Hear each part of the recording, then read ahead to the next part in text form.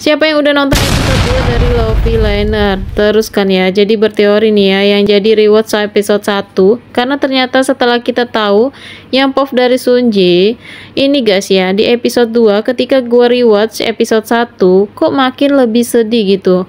Kayak semua tuh bermakna gitu loh, nggak ada yang kebetulan. Yuk langsung kita bahas, sekalian kita bahas tipis-tipis ya. Nah, di scan awal ini ya, menurut gue ya, ketika si Sunji ini nelpon penggemarnya, itu tuh bukan kebetulan, tapi si Sunji emang dari awal berusaha nelpon si Insol, yang ngomong kalau setidaknya kalau berusaha meskipun gak berhasil gitulah ya kan, tapi akhirnya diangkat sama si Insol.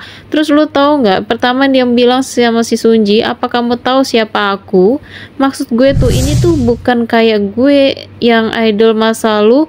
Terus kayak si Sunji itu gimana ya, lu masih inget gak sama suara gua? Dan menurut gua emang kata-kata ini ya pengen banget ngungkapin langsung sama si Sunji gitu kan.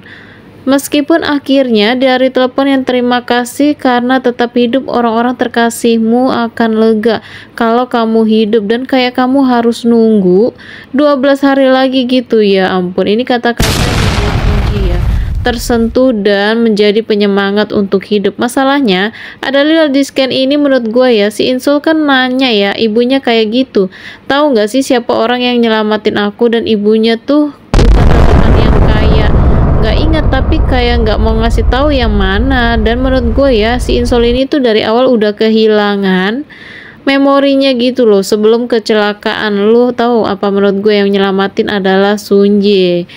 Nah, gue kayak 60% yakin plot twistnya nanti dia nyelamatin, dan menurut gue itu akan berhubungan kenapa dia cedera bahu guys.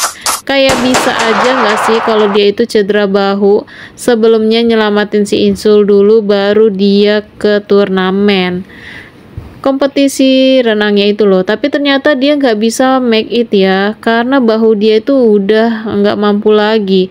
Dan sekarang kita dibikin penasaran kenapa ini masa depan kayaknya udah berubah-berubah gini kan. Tapi kok ada garis polis?